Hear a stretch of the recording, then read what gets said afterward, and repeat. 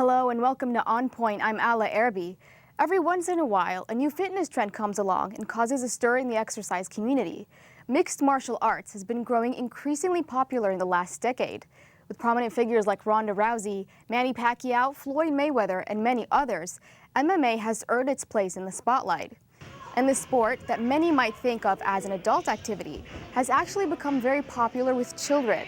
ESPN says an estimated 3.2 million kids aged 13 and under are participating, and they can start classes as early as age 6. Hundreds of MMA gyms in Southern California are currently offering programs for kids. On Point's Pieh has more. Thanks, Ola. Joining us today is CSUN professor in psychology, Herman Rodriguez. We also have Starr, a mother who has been practicing for 7 years and training for a year and a half. Our final guest is Turbo, who has been practicing and teaching MMA since 2008. This first question is for Turbo. Can you explain what MMA is? MMA is now a new style of martial arts that utilizes different styles, from Muay Thai, kickboxing, to boxing, to grappling arts like wrestling or Brazilian Jiu-Jitsu. Okay, thank you. Okay, Asia, as a mother, why would you not suggest MMA for children? I would not suggest MMA as a competitive sport for children. I think as a training program, an introduction to the sport, I think it's wonderful. I don't know that it's the right sport to have a child compete in because it's a contact sport. So now you're dealing with issues of injury and aggression. But as far as the training that a child might go through to get to know the sport, I don't think there's anything better for a kid out there. Do you have anything to add, Turbo? No, I absolutely agree with her. There's a misconception that parents think that throwing their kids into martial arts is actually, going to make them more aggressive, and kids are going to become bullies. But in reality, it's the complete opposite. They have now a structure where they can kind of channel their energies. Alrighty. So, Professor Rodriguez, do you think MMA teaches discipline, self-confidence, or aggression? In early studies that I look into this, actually it was really positive. There are experiences with self-esteem, being more assertive with other children and with their peers and family. It showed that correlation of having more energy, more concentration in school and things like that. Now, later studies like in 2004 and till now, they are assessing more of the aggression part. And once I sort of went through all this information, my conclusion was that there's a lot of children throughout the world that could benefit from this and that could actually increase their self-esteem and also their grades and actually their relationship with their parents. There might be, like with any populations, there might be some children that might not benefit from this, but then we have to be mindful as teachers of these martial arts to then find out what we can do to help these children there, definitely, yeah. Perfect. So we talked to some parents with kids enrolled in classes. Let's hear what they have to say right now. I think when we put the kids to a certain physical test, it's only going to help them grow, not only as young athletes, but also as young boys and young men.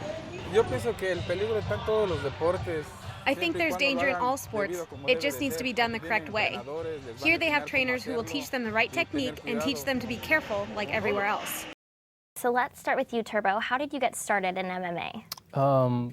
To be honest, I was actually kind of an angry kid. And that's kind of a typical story. I just needed something to kind of let my aggression out, and I discovered Big John McCarthy's in Valencia. My neighbor introduced me to the gym, and I started taking classes, and gradually I just, became more mellow. After work I'd be stressed out and I didn't have really anything to do. And when I started training, my focus was training, and by the time I got home, all I really wanted to do was sleep. I had no energy to be aggressive. Perfect. And what about you, Asia? How did you get started? I started by accident. I was training for law enforcement, and I was trying to become a better runner because I'm a lousy runner. And I took a wrong turn on one of my lunch breaks, and I happened across a fighting gym. And I walked in, and it was really noisy, so I wanted to know what was going on in there. And I saw people of all ages, genders, races, and they were all just going really hard. And even though I've always liked boxing, I'd never really considered it as something I wanted to do. It's not like I had my mindset on it. I just walked in, and I saw the energy. I saw how hard they were working, and they didn't have to sell me anything. I was like, I'm going to do this. I just literally signed up right then and there. And it just became my jam right there. Alrighty. So how did you get started in training? I trained myself, meaning I went to classes and did personal training in both boxing and kickboxing, pretty much 6 days a week for about 3 years straight. And while training, I was doing it more for my own benefit, my own information. I didn't realize that I was collecting a skill set, that I was becoming a better fighter, anything like that. In fact, if you had asked me 5 years ago if I thought I'd be doing this, I would have been like, that's funny.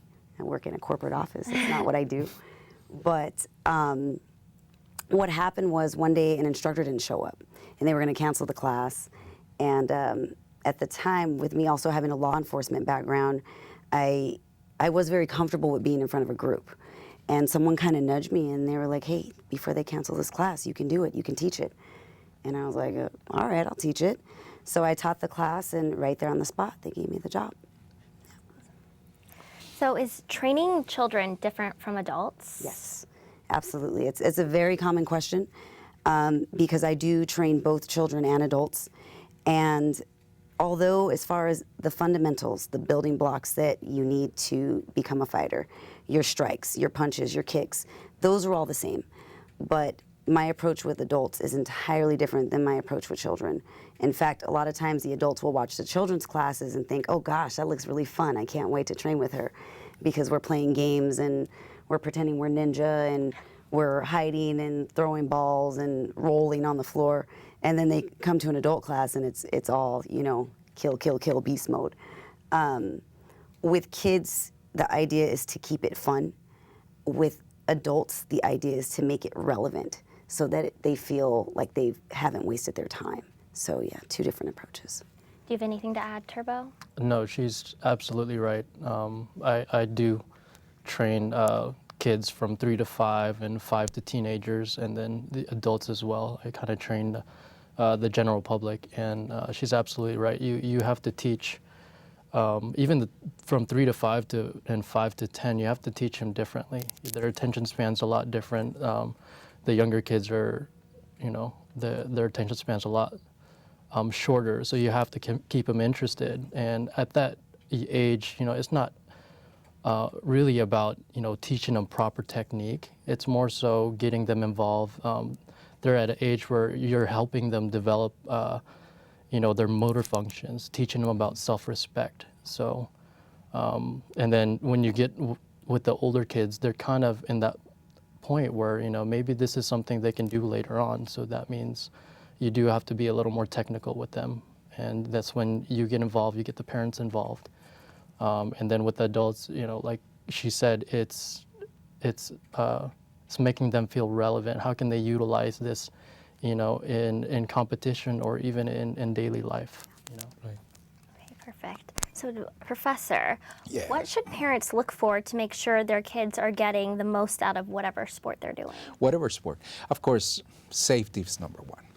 But I think responding to this nice information that we're hearing, I think it's important to find out if your child is one, might be a little bit introverted, and maybe the sport could help the child get self-respect, first of all, at the same time be able to interact with other children. And other things that they might need to look for is safety.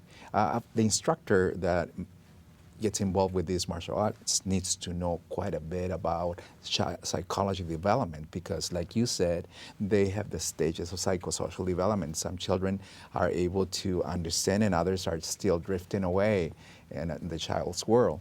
So it's important for the parent also not to push a child if he or she doesn't really like that type of sport. Maybe finding a sport that is good for them. But so some of the points that they might want to look for. Mm-hmm. Okay, perfect. Thank you. So one of our reporters spoke with a trainer at a UFC gym about his views on MMA. Let's take a look at what he has to say right now. With jiu-jitsu and martial arts, you learn humility, you learn respect, because you're getting grounded out like day in and day out. So you learn, you're not that Billy badass or whatever. You're getting put down to this level just with everybody else. So if you think you're up here, no matter how old you are, because there's kids, the class it's like from 6 to like 12. So they're all learning respect. They all respect each other. They work out together, and it's a good time. We're all here to learn. We're not here to beat each other up. Some people may think like, oh, it's MMA, it's jiu-jitsu, they're beating each other up. But no, we're really helping each other. If I'm being extra hard on my partner, he's not learning, and then therefore I'm not learning, and it's not a good mix. All right. Do you guys have anything to comment on about the video? I agree from that point of view. The interesting experience for me was when my own daughter got involved in the sports. She's 9. And I really never thought that she would gravitate towards MMA. She's extremely sweet and very, very ladylike. Like, we're talking like ruffle socks and patent leather shoes ladylike. And I never saw any signs that she would be into something like this. In fact, she was very sickly as a little girl. She had very, very complicated problems with asthma. And I never thought that she would be even athletic. But if mom goes to work and she kicks and punches all day long, well, she's got to go too. And on her own, without me putting her in the classes or saying she should participate, one day she just said, Mom, I think I can do it. So we put some gloves on her and she did her thing. And she came back so rosy-cheeked and out of breath, but she loved it. And I couldn't believe it. I couldn't believe what I saw. I couldn't believe that she would kind of put her chin down and get that look in her eye like, I'm going to go hard. And I had no idea that she had that side to her. Of course, as a mother, I watched for signs that this was maybe not a positive thing for her. I didn't want her to come home and all of a sudden start, trying to put fists in people's faces, and maybe once she might have kicked me in public, but that was just her being excited, and we had to have a good talk about that. Like, hey, you don't go around push kicking any adult, let alone your own mother. But generally speaking, what I saw instead was she became very confident, very outgoing, and being able to do one workout gave her this mindset that she could do the next workout and the next workout. So she went from taking my classes to taking the next coach's classes to taking the next coach's classes. And it's only been about a year for her. And she's super flexible, super strong. And she loves that she's good at something. And now the same kid who used to come home and say, oh my gosh, we're gonna have PE tomorrow, I don't wanna participate, is like, Mom, can you help me run faster? Can you help me jump higher? Because PE's coming tomorrow and I want to be as good at school as I am in your classes. So what I'm seeing are lots of different kids, all different levels of athleticism. Some kids are very familiar with sports and team sports and martial arts. And then you have kids who've never done anything physical in their whole life. And the great thing about this sport is that you can adjust it to one-on-one attention. That's my favorite thing about it. Taking into account that the grades are staying up. Right. Because I often ask the question, what about their school? And I often say, look, if the child is benefiting from self-esteem, self-worth, the grades will increase as well. So check those out. So make sure that things are It's very true. And what I find too is the students that I work with, they tend to incorporate all aspects of their life that they're proud of together. I almost always hear after a week of working with a kid that my name comes up at the dinner table all the time. Well, Coach Asia said I should eat something healthy, so I'm going to eat something healthy. Or Coach Asia says I should take a shower or get some rest. Because at the end of the day, as a mom, I want them to respect that they're athletes, that they're not just showing up to something that their parents said you have to do. You're an athlete now. Eat like an athlete, drink like an athlete, rest like an athlete. And behave like an athlete. Behave like an athlete. And what they tend to do is they'll come in and one of the first things they want to tell me is, hey, I got an A on a math test. Granted, I never asked, but for some reason, they're making this connection between being a good athlete and being a good student and being a good person. All right, thank you. So, Turbo, do you think there's a certain health requirement or age you have to meet in order to practice MMA? generally speaking, I think you have to be relatively healthy to, train mixed martial arts. But at the same time, there are some benefits for people who, people that are injured and or people that are trying to get in shape. They can utilize, some methods that we train our fighters. For example, conditioning.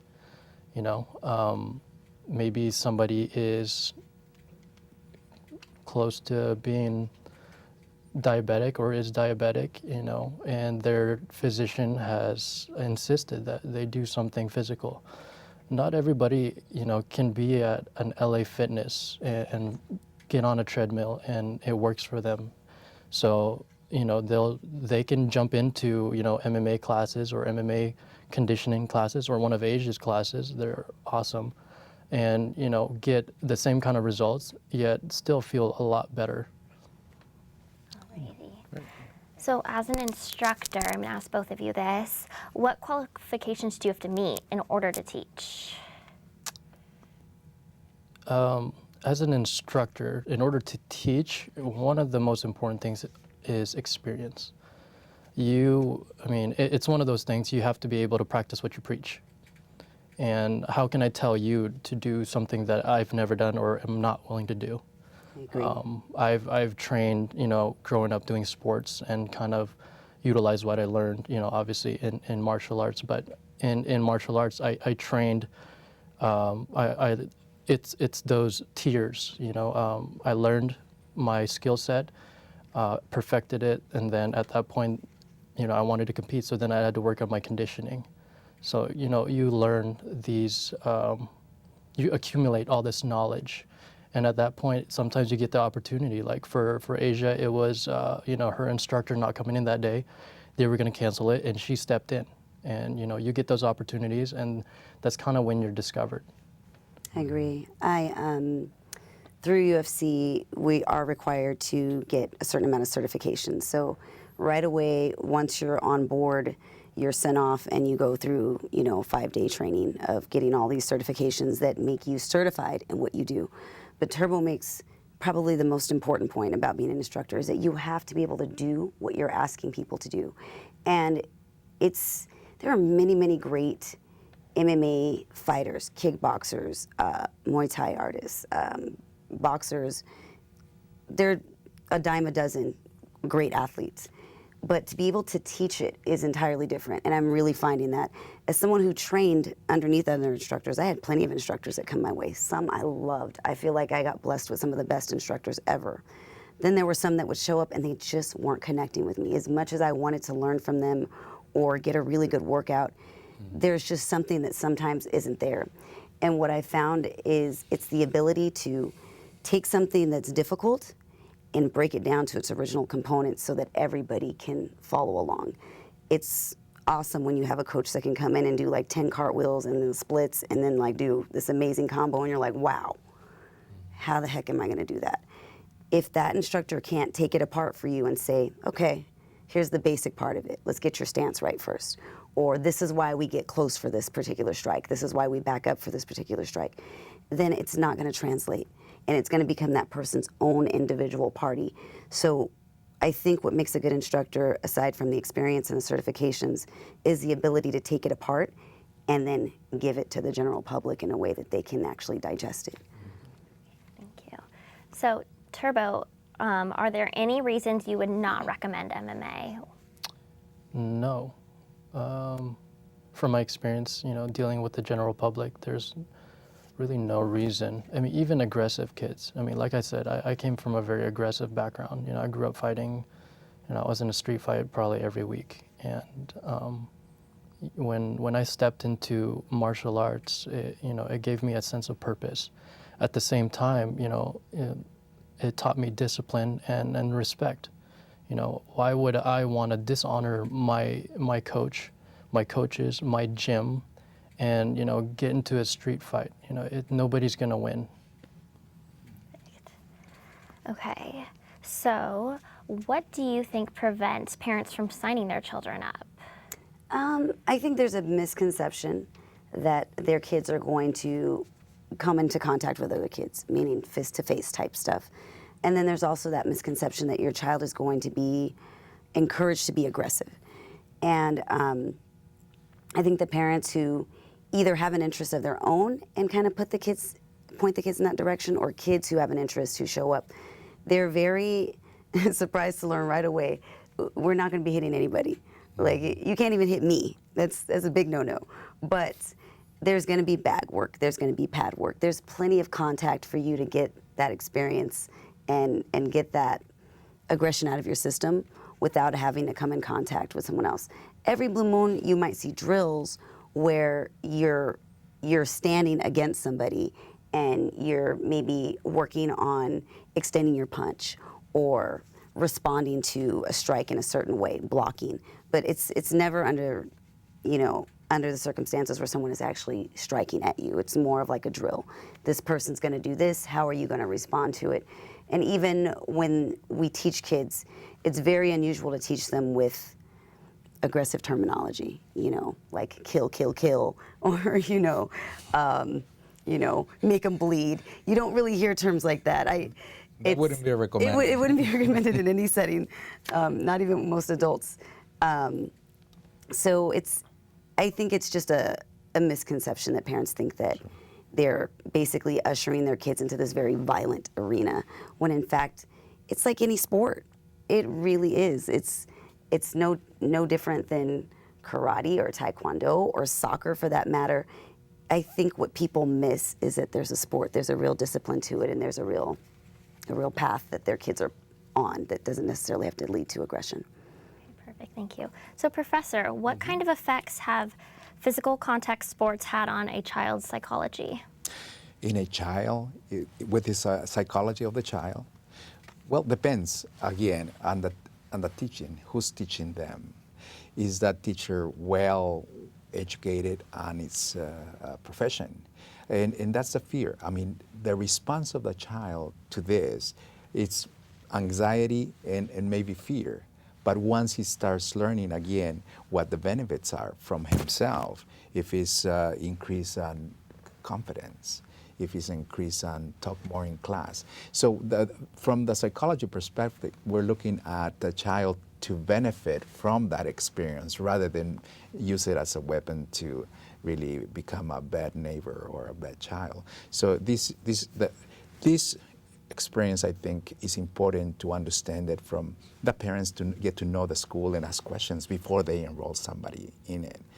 And of course, maybe it may not be good for some children, but for the most part, we find that the studies show that it's a benefit. Perfect, thank you. Alrighty, so Turbo, do you think the popularity of MMA will keep rising? I think so. It wasn't until, a couple of years ago that it became mainstream. But as far as popularity, yeah, who doesn't want to, be on TV or, be a bad boy or, it's kind of come to that point where it's, you have a sense of like superstardom. At the same time, there's also, it's another job. It's an occupation. There's a lot of people that are turning to MMA for work. There's a lot of wrestlers that finish college and, they don't know what they want to do. And, MMA is kind of a way for them to utilize what they've learned, the skill set that they've acquired through all those years and make money off of it. For now, yeah, I think it's still going to be very popular. In the future, I'm not sure. It's evolved just like before it used to be boxing. Now it's mixed martial arts. In the future, I don't know what it's going to be, but yeah. Alrighty, do you have any last minute thoughts you want to throw in, Asia? As far as the popularity of MMA and its development, I love that it's becoming a family thing. I do. I think in the not too distant past, contact sports were very, very much associated with males. And there's nothing cooler than to see a kid, a boy, a girl, or even someone who ordinarily wouldn't be empowered in their workout to walk out of there and say, wow, I'm stronger than I was. You know, my favorite thing is to get everybody doing push-ups. Not girl push-ups, not boy push-ups, the same dang push-ups. Just push-ups. Everybody do them the same. It says something to everybody, you know, in that circle, that you don't have to adjust your standards according to what your lot is in life. You know, you do the same workout I do the same workout he does, and we can all be great at it at our own individual pace. So I think that's the great thing about MMA, is that it's very reachable. One of the best things for me is when I teach kids from the same family, siblings, even though working with siblings is the pits, because that's their opportunity to really irritate each other. But it's really cool to teach a set of siblings and then teach their mom and dad right afterwards. It's awesome, because at the end of the day, I didn't touch one person, I touched a whole family, and they're probably all gonna eat the same good, healthy dinner afterwards. So it's pretty cool. Thank you, guys. That's all we have time for today. I want to thank you so much for joining us. Thank you.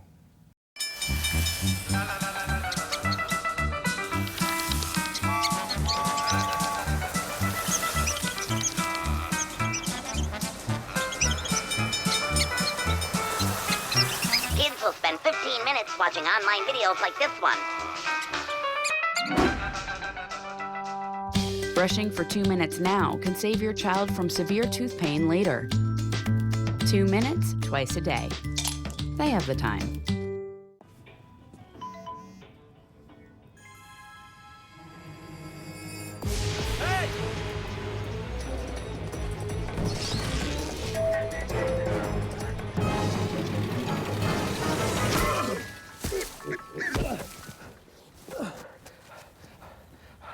So, same time next week?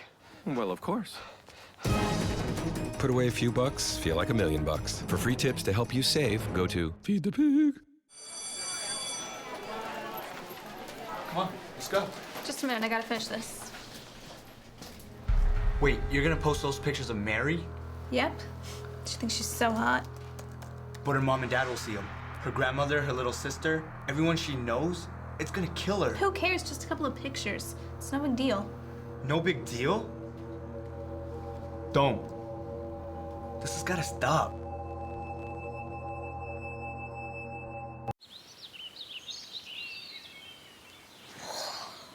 Oh, look, a redhead.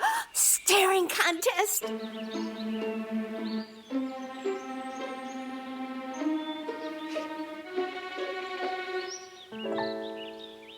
You still got it. I know. Come alive with the forest. The dad was cute. You were looking right at us. Visit discovertheforest.org to find a forest near you. Thank you for watching On Point. You can follow us on Facebook and Twitter at CSUN On Point. Watch us on LA's Channel 36 at 11:30 Sunday mornings. You can also listen to us on KCSN 88.5 FM at 5:30 that same day. For all of us here at On Point, I'm Errhebi. We'll see you next week.